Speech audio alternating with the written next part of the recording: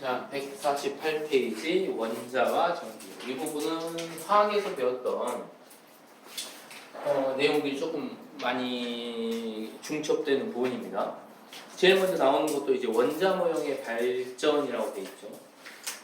얘도 화학 시간에 원자 모형의 변천 과정 다 배웠습니까? 그죠? 맨 처음에 이제 데모크리토스의 입자설에부터 시작해서 그 다음에 돌턴의 무슨 모형이죠? 아니 돌턴이 그냥 그 입자를 주장했고 그 다음에 나온 게 톰슨이죠. 톰슨의 무슨 모형이죠? 원자 모형의 변천 과정 화학 시간에 배웠나요? 안 배운 것 같은데 내 표정을 보니까. 톰슨이 뭘 발견했냐면 돌턴의 원자설에서 그 다음에 이제 톰슨의 푸딩 모형이라고도 보통 하는데 푸딩이 이제 건포도가 박힌 게 있더라는 얘기야. 그 당시 이제 영국 사람이 많이 접하던 그런 걸로 이제 푸딩으로 이제 설명한 겁니다. 톰슨은 뭘 발견했냐면 전자를 발견했습니다.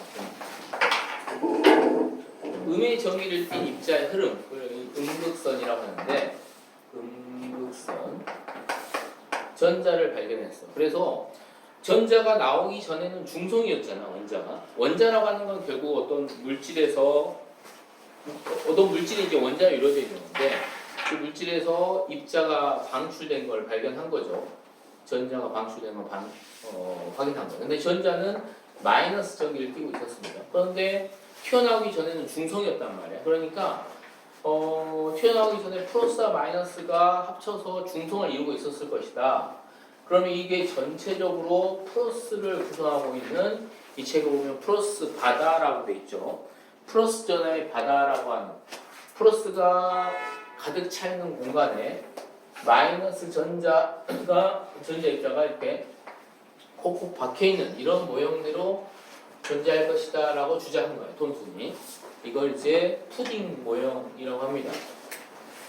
빵에 이렇게 건포도가 박혀 있듯이 플러스 전하가 전체적으로 존재하는 곳에서 마이너스 전자가 콕콕 박혀 있는 모양일 것이다 라고 주장한 거야. 이게 한동안 쭉 유지가 되다가 이 톰슨의 제자였던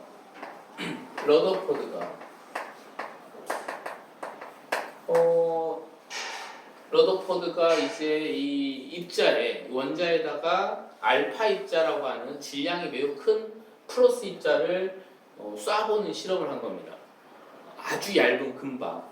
금은 아주 얇게 펼쳐질 수가 있거든요. 그래서 아주 얇은 금박이면 원자 한 10개, 두께 정도로 이렇게 얇게 펼칠 수가 있는데 그 얇은 금박에다가 얇은 금박이 이렇게 생겼겠죠? 이렇게 원자 한 10개 정도로 이렇게 이루어져 있는 얇은 금박에다가 즉 원자 하나에다가 충돌하는 그런 모형을 만든 거야. 그래서 이렇게 플러스 바탕이 이렇게 골고루 펼쳐지는 곳에 플러스 입자를 쏴준 겁니다. 그래서 톰슨이 생각했던 모양은 플러스가 이제 원자 전체에 골고루 펼쳐 있다라고 생각을 해서 플러스 입자를 통과시키면 플러스의 전하의 양이 그렇게 밀집되지 않았기 때문에 플러스의 밀도가 높지 않기 때문에 그냥 쭉 통과할 것이라고 예상을 하고 러더포드가 실제 이 실험을 해본 거야. 그런데 실제 예상대로 수십 개 플러스 알파 입자를 이렇게 통과시켰는데 예상대로 다 대부분 통과했습니다. 한 1000개 정도 이렇게 다 통과를 했고 그 중에 한두 개가 생뚱맞게 엄청나게 경로가 휘어서 막 여기에 발견이 된다든가 여기에 발견이 된다든가 정반대방에 발견된다든가 이런 게 있었어. 1000개 중에 한두 개니까 예상대로 다 뚫고 지나갔구나. 한두 개 정도는 그냥 실험상 오차일 것이다. 이렇게 생각하고 넘어가는 게 보통 사람의 생각일 것 같은데 러더포드의 위대한 점은 여기서 나오는 거죠. 1000개 중에 한두 개면 뭐 확률로 따져도 몇 퍼센트야? 0.1%밖에 안 되잖아요. 그거를 이제 실험상 오차일 것이다라고 넘겨버리지 않고 그 하나가 왜 이렇게 발생했을까에 대해서 이제 연구를 한 거지. 그래서 계속해서 실험을 한 결과 이게 실험상 오차가 아니라 우리가 원자를 잘못 파악하고 있구나. 플러스가 이렇게 낮은 밀도로 이렇게 골고루 펼쳐져 있는 게 아니라 플러스가 한 점에 밀집돼 있구나라는 것을 발견하게 된 겁니다. 그래서 러더퍼드가 발견한 건 뭐냐면 플러스 원자 핵을 발견합니다. 원자 핵을 발견.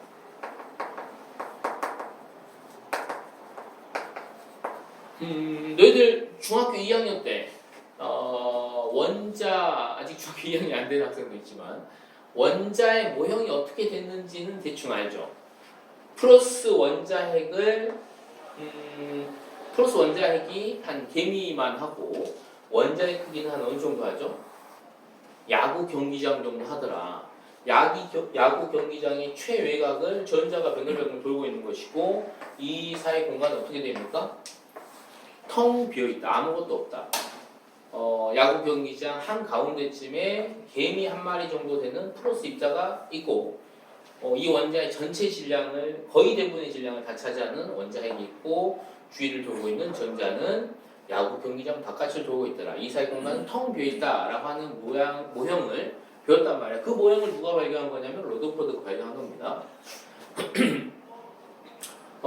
대단한 걸 발견한 거죠. 원자의 대부분이 텅 비어있다라는 걸 발견한 거예요. 원자 핵을 발견한 거죠.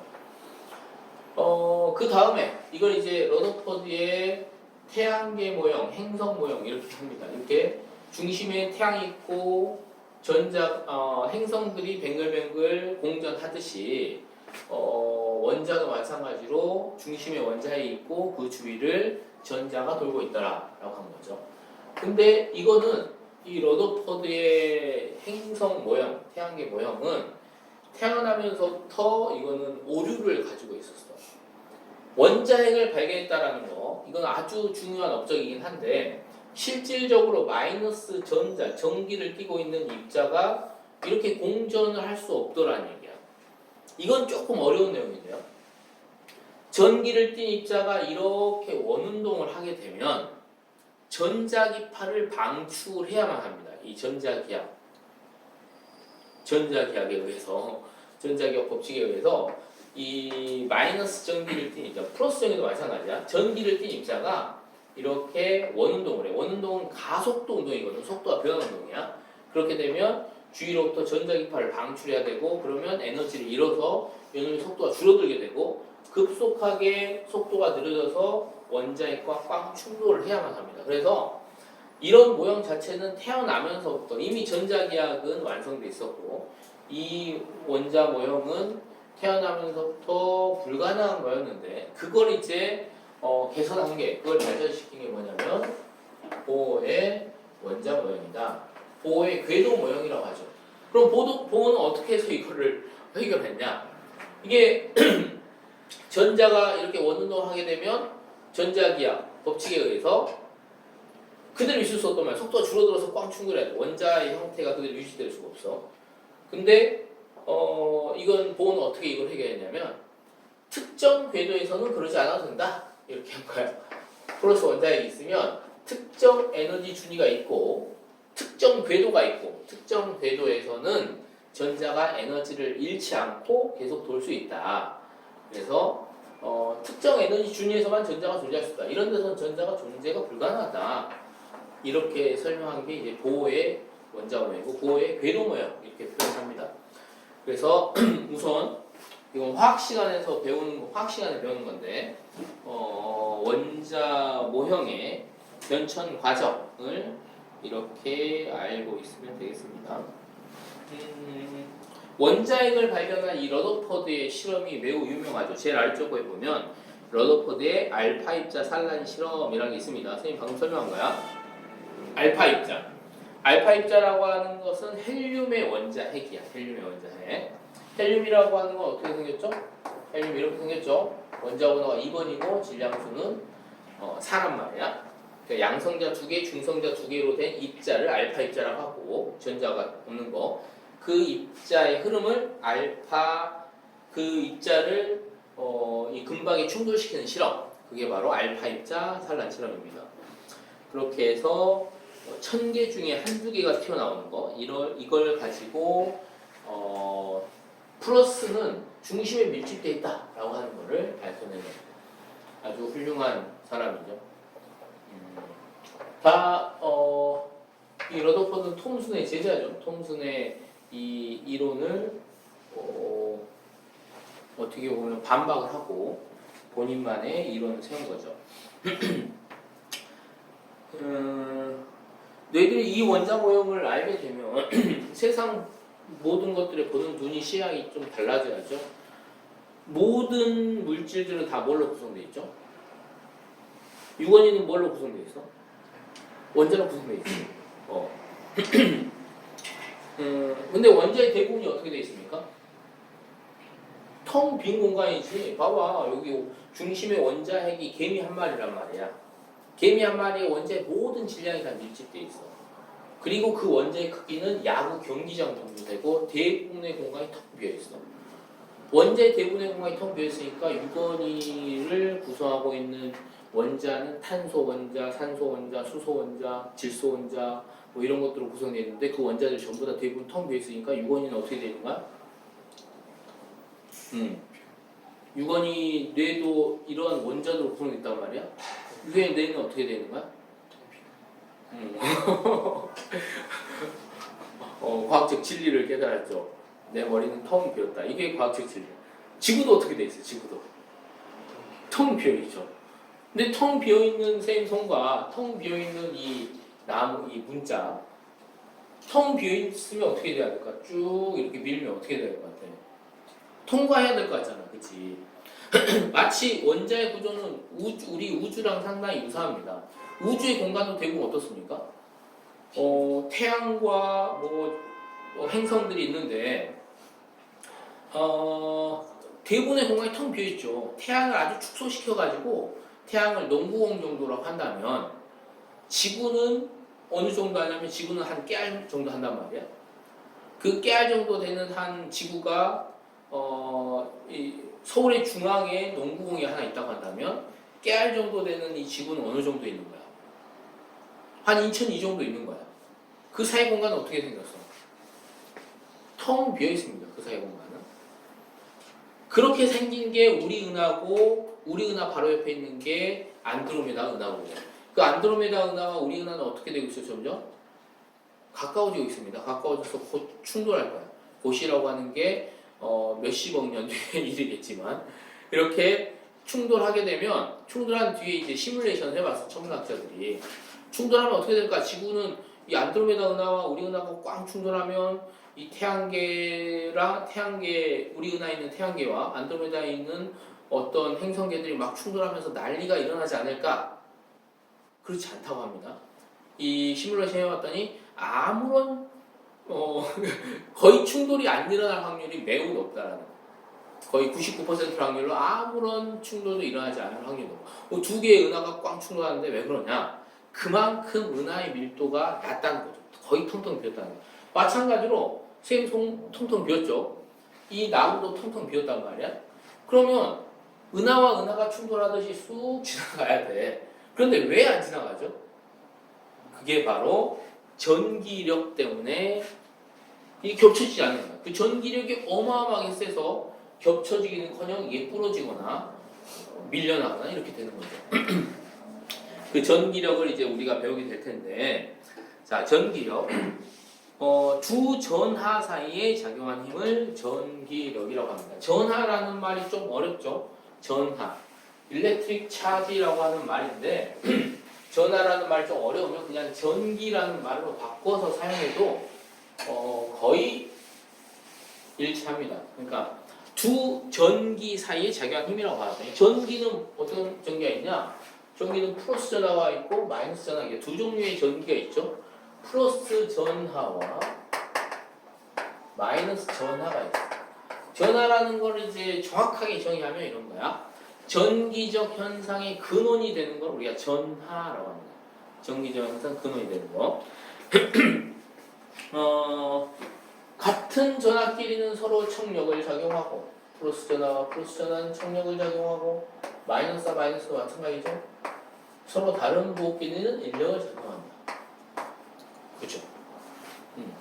유건이는 여자가 좋습니까? 남자가 좋습니까? 그렇지. 아주 자연계 순리에 맞춰서 아주 잘 생각이 바른 학생이네요. 그죠? 서로 다른 부호끼리는 서로 끌어당기고 서로 같은 부호끼리는 서로 민단 말이에요. 유건이는 그 동호가 싫어 좋아. 동호가 싫어 좋아. 싫지. 아주 자연계 법칙에 잘 따르고 있는 거야. 서로 같은 부호끼리는 남자끼리는 서로 청력을 작용하고 서로 다른 부호끼리는 인력을 받는 거. 이걸 전기력이라고 합니다. 그 힘의 방향은 이렇게 되고 힘의 크기는 어떻게 되냐?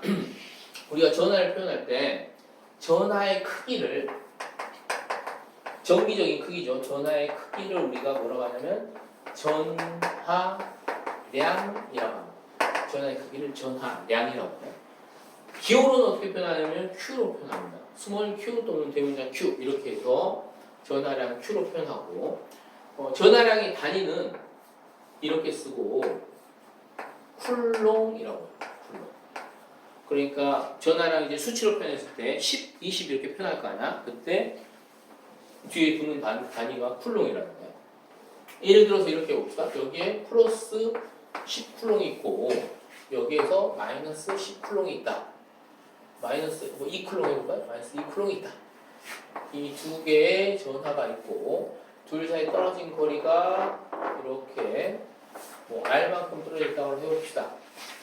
그러면 이 두 개는 우선 힘의 방향을 결정해 보면 두 개의 보호는 반대니까 인력을 받겠죠. 이렇게 잡아당기는 힘을 받을 겁니다. 자, F1, F2가 있어. 누가 더 클까요? F1과 F2 중에? 은성 누가 더 클까? F1과 F2 중에.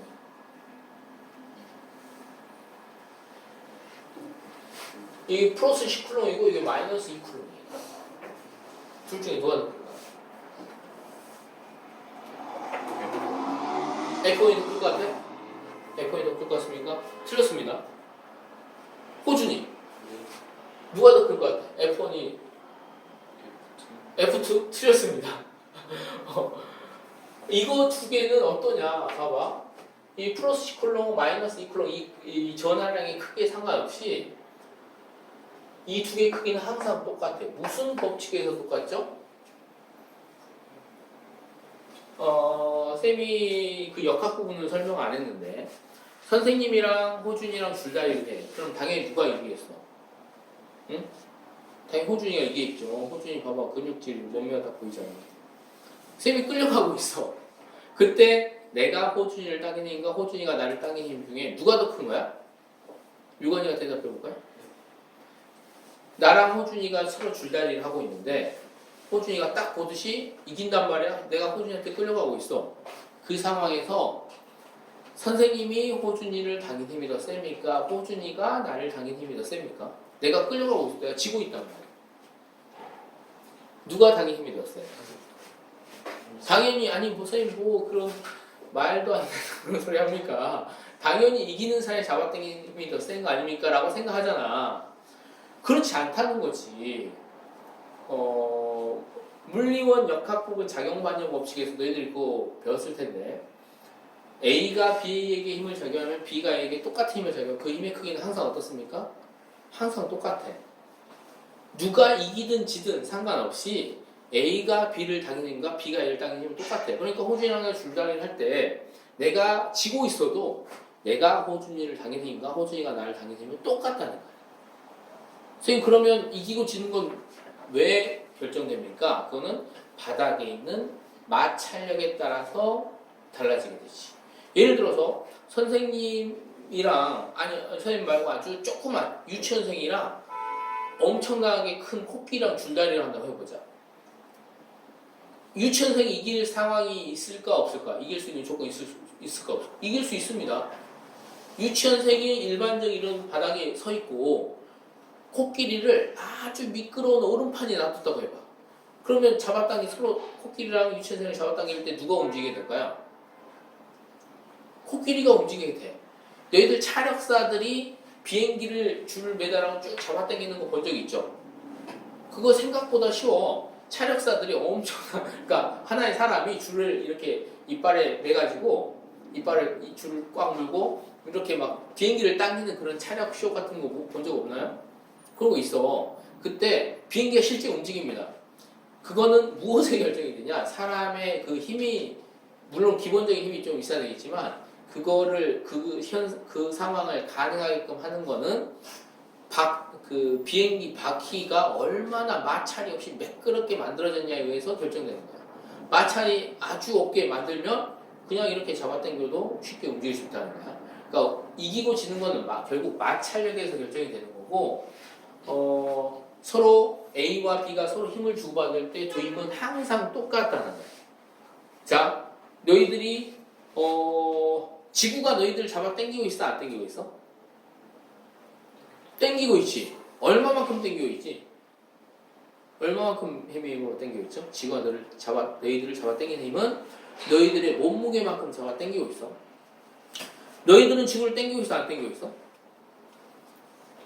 당기고 있어. 이게 바로 작용하는 법칙에 의해서 무조건 당기고 있다는 거. 얼마만큼 당기고 있는 거야? 지구가 나를 당기는 만큼 나도 지구를 당기고 있는 겁니다. 즉, 내 몸무게만큼 지구를 당기고 있는 거야. 작용반영 법칙을 이어 나온 김에 설명해봤고, 이 두 개 힘은 크기 똑같습니다. 그러니까 그냥 F라고 하면 돼. F라고 하면 되고, 이 힘의 크기 F는 어떻게 의해서 결정이 되냐?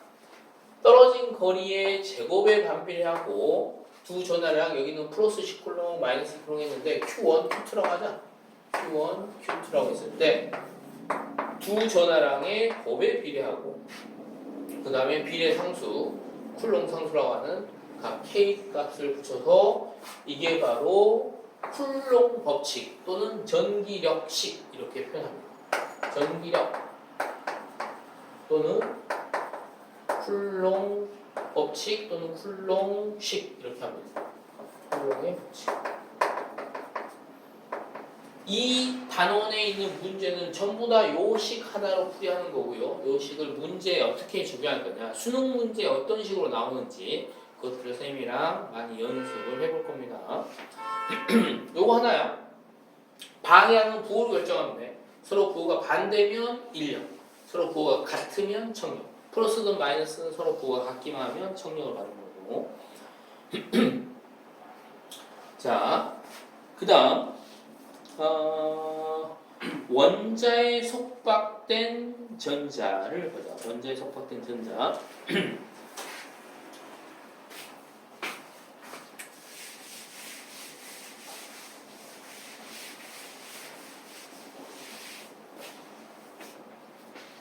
전자는 마이너스고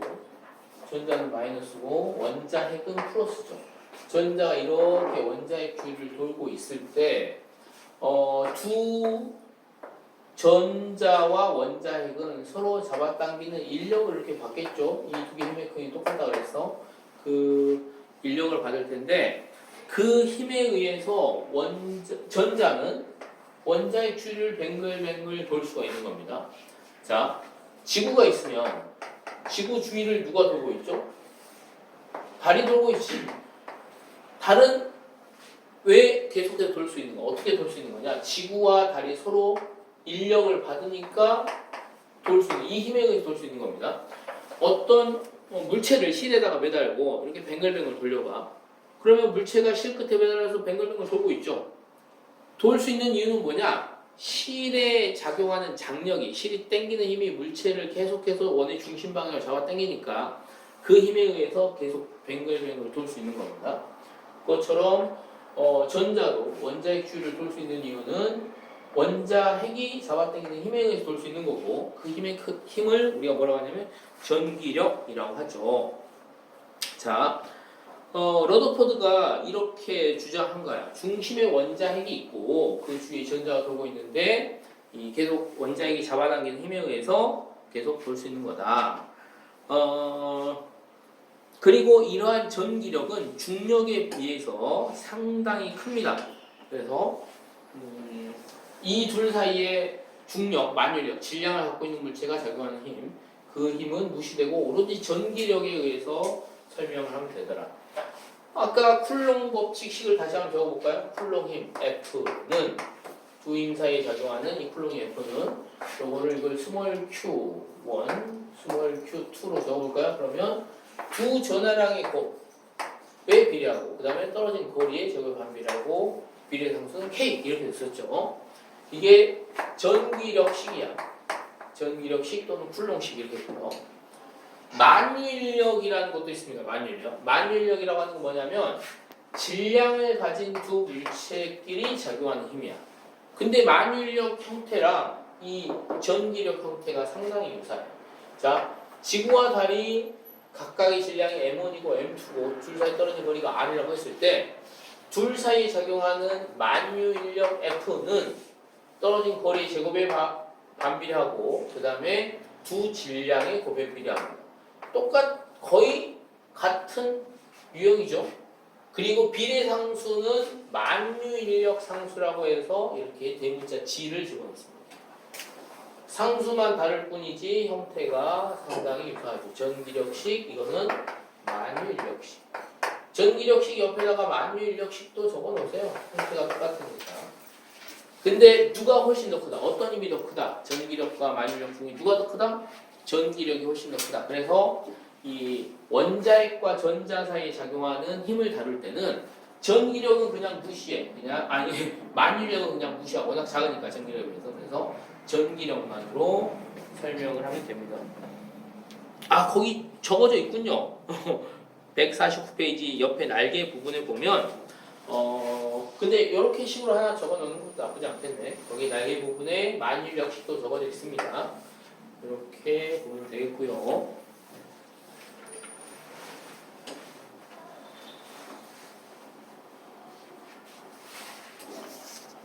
동호는 왜 못 오는지 혹시 알고 있나요?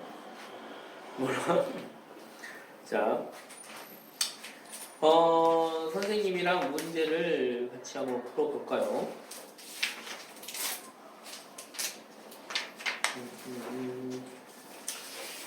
자, 151페이지. 나머지 문제는 너희들 집에서 좀 풀어보고요. 151페이지에 원자 모형 대표 자료 분석 문제를 한번 같이 풀어보자.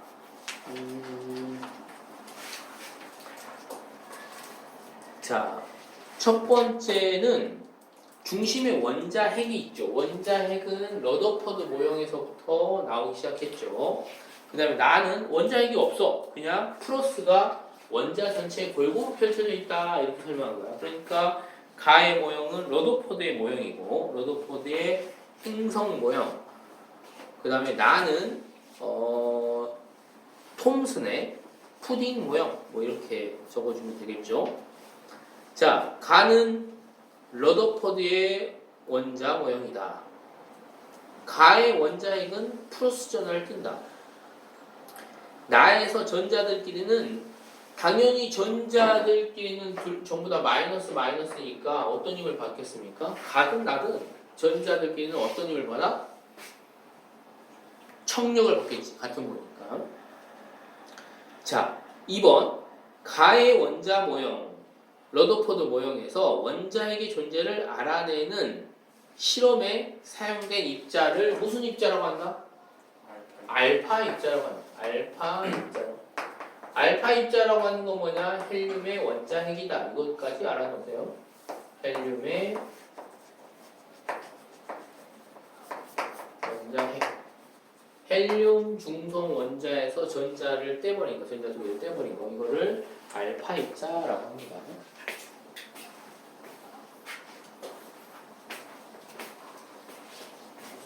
자, 3번 가볼까요? 가에서, 즉 러더퍼드 모형에서 전자는 임의의 궤도에서 원운동한다. 자, 임의의 궤도라고 하는 거는 다양한, 그러니까 가능한 모든 궤도에서 다 움직일 수 있다라는 거지. 이거 맞을까 틀릴까? 3번.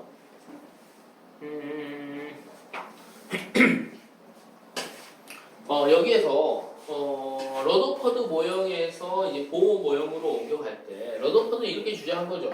중심에 원자가 있고 전자가 이렇게 뱅글뱅글 돌 수 있는 궤도가 있는데 이 궤도에는 제한이 없다라고 한 거야. 그러니까 어떤 궤도에서는 돌 수 있다라고 한 거지. 러더퍼드 모형은. 그러니까 임의의 궤도에서 돌 수 있다라고 주장한 겁니다. 근데 보호는 아니다. 특정 궤도에서만 안정적으로 돌 수 있다. 이렇게 주장한 겁니다. 그래서 러더퍼드 모형에서는 임의 궤도에서 원운동한다. 맞습니다. 가에서 러더퍼드 모형에서 원자의 대부분은 텅 비어 있다. 맞죠? 그 다음 가에서 원자핵과 전자의 질량은 거의 비슷하다. 이것도 화학 시간에 이 파트는 화학 시간에서 배운 내용이 많이 중점이 됩니다. 원자핵과 전자 중에 누가 더 무겁죠? 원자핵이 훨씬 더 무겁죠? 몇 배 더 무겁습니까? 대략?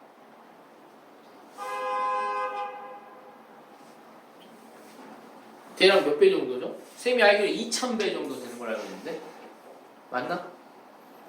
2000배 정도 더 무겁다. 원자. 그러니까 2000대 1이니까 거의 1에 해당하는 질량을 무시하고 우리가 취급하죠.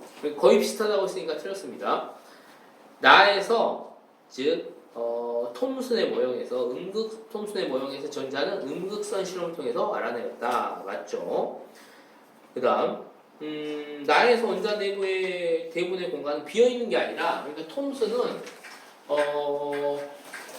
원자 자체가 비어있는 공간이 아니라 전부 다 플러스로 가득 채워져 있다고 했어. 밀도가 낮은 플러스로 가득 채워진 상태에서 마이너스 입자가 이렇게 존재하는 거다. 콕콕 박혀 있다.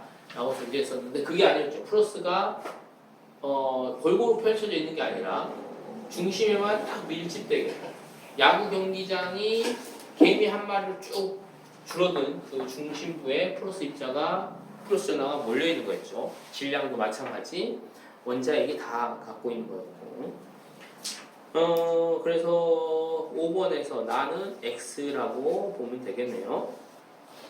자, 그 다음에 자료 2번을 봅시다. 자료 2번은 이제 쿨롱식을 잘 적용을 해주면 되는 건데요. 자, 플러스 Q 플러스 Q 마이너스 Q가 이렇게 같은 거리만큼 이렇게 일정한 거리 떨어져 있습니다. A, B, C의 입자가 이렇게 존재하고 있을 때, 자, 1번에 B가 A에게 작용하는 방향, B가 A에게 힘을 작용하는 거는 인력입니까? 청력입니까? 같은 거니까 청력이죠? 또 B가 A에게 작용하는 힘을 이렇게 표시해 보자. B가 A에게 작용하는 힘. 이렇게 우리 표시하기로 약속해 봅시다. B가 A에게 작용하는 힘은 F, A, B라고 하자. B가 A에게 작용하는 힘을 A가 받는 힘인데 B로부터 받는 힘 이렇게 해서 F, A, B로 우리가 약속을 해봅시다. 마이너스 X방이 되죠. C가 A에게 작용하는 전기력의 방향. C가 A에게 작용하는 전기력의 방향은 C와 A는 서로 부호가 반대니까 잡아 당기겠죠? 인력을 받겠죠? F, A, C라고 쓸 수 있겠네요. C가 A에게 작용하는 힘. A에게 작용하는 전기력의 방향은 어떻게 되냐? 자, 그러면 이 두 개의 크기를 비교해 봐야 돼. 자, FA는 어떻게 되냐? FA는 둘 사이에 작용하는 전기력이니까 FAB는 자, K 이 크기를 구하는 쿨롱식을 쓰는 거 K 이 사이 거리를 D라고 해볼까요? 자, 그러면 D의 제곱 분의 거리의 제곱 분의 두 전하량의 곱 그러면 Q 곱하기 EQ니까 EQ 제곱 이렇게 되겠네. 이게 바로 FAB야. 그 다음에 FAC는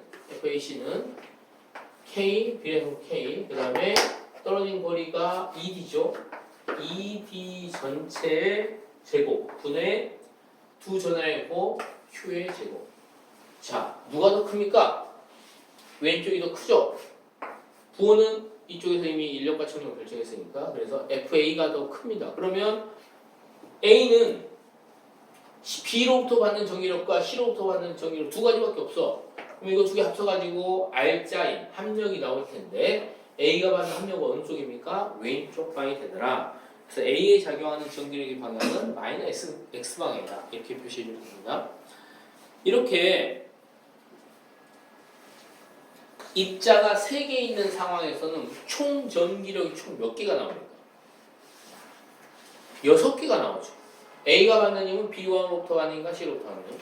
B가 받는 힘은 A가 미는 힘이구나. A가 미는 힘 FBA가 되겠죠. FBA. 그 다음에 C가 땡기는 힘 FBC가 되겠네요. 근데 요거랑 요거는 어때? 작용 반작용 법칙에서 똑같죠. 이런 식으로 계산해 줍니다. 그다음 하나 더 표시해 주면 C가 받는 힘, C가 A로부터 받는 힘과 B로부터 받는 힘을 또 표시해 주면 되겠죠. 이렇게 해서 총 3개의 물체가 있을 때는 힘의 종류가 총 6개가 나오는데 크기로는 3가지밖에 안 나옵니다. 왜냐하면 작용 반작용 법칙에 의해서 요거 2개가 같고 또 요거랑 요 2개 받는 힘이 또 같겠죠. 그런 원리를 이용해서 오늘 이제 수능 문제까지 한번 같이 풀어볼 텐데 수능 문제가 어떻게 나오는지 결국은 이런 식의 문제가 수능에서는 나옵니다. 그러니까 이런 문제들이 나와.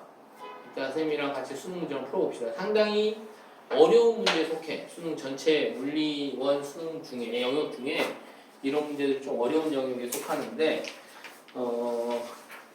좀 더 훈련해보고 같이 풀어보죠. C가 A에게 작용하는 전기의 크기를 F라고 하면 A에 작용하는 전기의 크기를 구하시오. 자, 계산을 해주라는 얘기네요.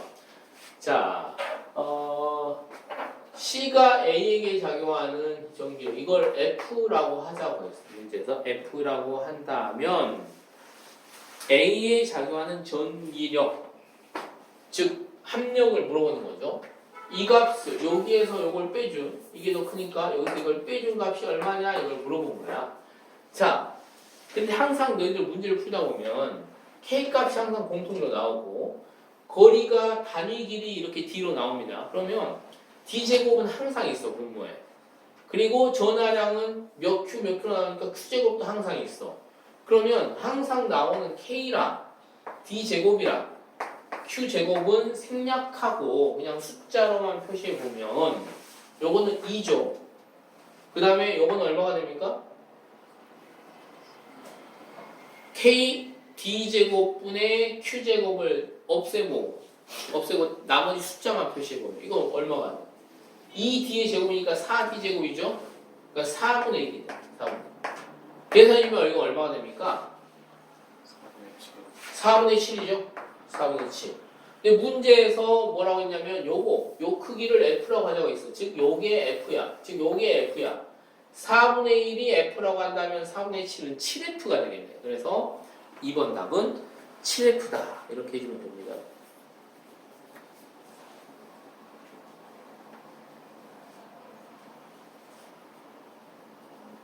그 다음에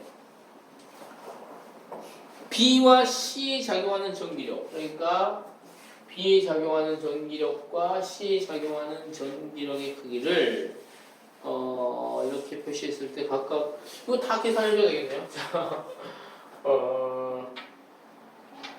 자, 우리 이렇게 해볼까? 여기서 F라고 이렇게 표현했으니까 요 값을 F라고 표현했어. 그러면 요거는 얼마가 되냐? 4분의 1이 F니까 요거는 8F가 되겠죠? 그래서 8F에서 F를 빼주니까 7F라는 A의 합력이 7F가 나왔고 그 다음에 요게 FBA랑 FAB가 작용 반영 법칙에서 똑같아. 그러니까 요게 얼마냐면 요게 8F야. 요 크기가 8F입니다. 그 다음에 FBC를 이걸 계산해주면 자 FBC의 크기는 어떻게 되냐면 K 줄셋 떨어진 거리 D 제곱 분의 전하량이고 2Q 제곱 이렇게 되죠. 크기만 구하면 이거랑 똑같네. 그러니까 이것도 결국은 뭐가 되냐면 FBC도 8F가 되네요. 그죠? 8F. 그러면 이 B에 작용하는 합력은 8F도 하니까 16F가 되네요. 그죠? 그 다음에 C가 작용하는 힘을 봐볼까요? B와 C는 벌써부터 머리가 아프지? 수능 문제가 이 파트에서 나오는 수능 문제가 전부 다 이렇습니다. 근데 지금 선생님이 하고 있는 건 엄청 쉬워. 이따가 수능 문제 나오는 몇 가지 문제를 풀어볼 텐데 엄청 복잡합니다. 그래서 여기서 수능 킬러 문제가 나오는 부분이기 때문에 집중이 잘 들어가야 돼. 자, FBC. C가 B를 땡기는 힘이 FBC잖아요. 그럼 이거와 같은, 이거와 작용반영 법칙으로 똑같은 게 뭐가 있냐면 FCB가 됩니다. 요게 8F라고 했잖아? 그러니까 요것도 8F야. 그죠?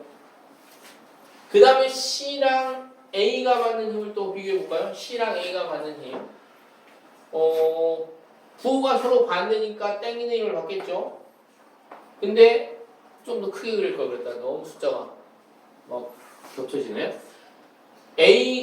C가 A를 당기는 힘을 우리가 F라고 했어. 그럼 당연히 A가 C를 당기는 힘, 요것도 FCA도 얼마가 되냐면 F가 됩니다. 그러면 두 개 더했을 때 어떻게 돼? 두 개 더했을 때 같은 바이니까 8F와 요거는 8F, F 서로 반대 바이니까 큰 게 작은 걸 빼줬죠? 요거는 8F, F 더하면 같은 방향 더해서 이쪽 방향으로 9F가 나옵니다. 요 놈은 이쪽으로 16F가 나옵니다. 요거는 이쪽으로 7F가 나옵니다. 이 세 개를 다 한번 더해볼까요? 이 입자가 A, B, C가 이렇게 있는데 A는 이쪽으로 7F, 요거는 이쪽으로 16F, 요거는 이쪽으로 9F가 돼요. 이 세 개를 하나의 물체로 생각해서 다 더하면 얼마가 나옵니까? 이 세 개가 딱 고정되어 있는 어떤 막대로 연결돼가지고 하나의 물체처럼 취급할 수 있다고 해보자. 그러면 이 세 물체에 작용하는 함량은 얼마 나오니? 얼마 나옵니까? 세 물체를 한 덩어리라고 했을 때 7F, 16F, 9F를 다 더하면 얼마가 나와? 얘기해봐. 자신감 있게 얘기해보세요. 얼마가 나옵니까? 0이 나오죠. 그죠? 자신감 있게 얘기해보세요. 지들끼리 작용한 힘이잖아요. 누가 외부에서 작용하는 힘이 없잖아. 그죠? 이 세 물체가 서로 상호작용하는 힘을 받고 있을 때 그거에 대한 총 합력은 무조건 0이 나와야 됩니다. 문제 풀이할 때 그것도 하나의 팁으로 사용해서 우리가 문제를 풀 거고요. 어쨌든 0이 나왔고 다시 한번 보면 요걸 8F 8F하고 F죠? 두 개 더해서 9F가 나왔죠? 요거는 8F, 8F 더해서 16F가 나왔고 그래서 문제에서 주어진 값은 지금 뭔가요? 3번을 구하는 거죠? B가 받는 힘은 16F 그 다음에 어이구 오마이갓 자 정리해보세요.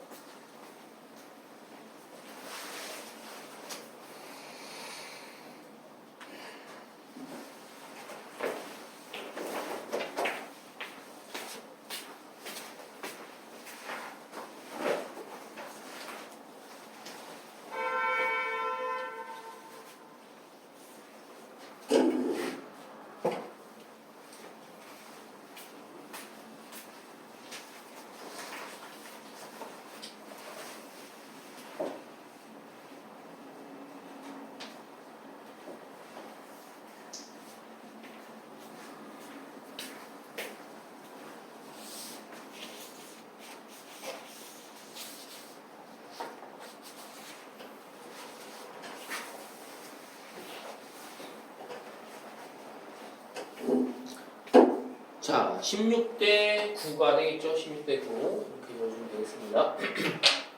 맞죠? 16대 9 다음 B와 C에 작용하는 전기력의 방향은 위에 거 보면서 이제 하면 되게 테고 B와 C는 서로 다른 부호니까 인력을 받게 되고 전기력의 방향은 서로 반대이다. 아닌가? 지금 B 작용하는 힘과 C 작용하는 함력을 몰았구나. 두 개의 방향 어떻습니까? 어떻게 반대네, 그죠? 9F 이쪽 16F니까 요거 부분. 그래서 반대방이 다 맞고, 그다음에 A가 B에 작용하는 전기력의 크기는 A가 C에 작용하는 전기력의 크기 4배다. A가 B, 요걸 물어보면 되죠? 이건 B가 A지만 결국 똑같아. 힘의 크기는 작용반영 법칙에서 방향 같고 아니, 방향 반대고 힘의 크기는 같고 이렇게 되죠. 그래서 8F고 A가 B에게 작용하는 전기력은 8F고 A가 C에 작용하는 전기력은 F죠. 그러니까 4배가 아니라 8배라고 해줘야 되겠네. 8배. 이렇게 해서 문제를 쭉 풀어주면 되겠고요. 아래 OX도 한번 풀어보고 넘어가서 또 다른 유형이 또 나왔네요. 또 이렇게 3개의 전하가 일렬로 배치가 되어 있습니다. 일정한 각도로.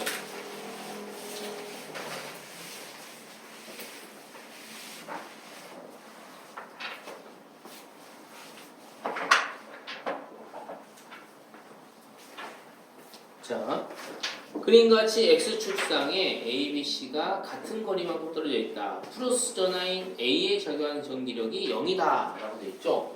이런 유형도 많이 나오는데 A, B, C가 이렇게 3개가 같은 거리만큼 떨어져 있어.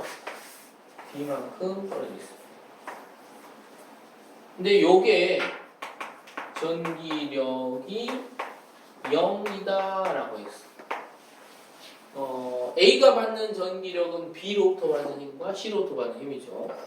근데 그 두 개가 0이래.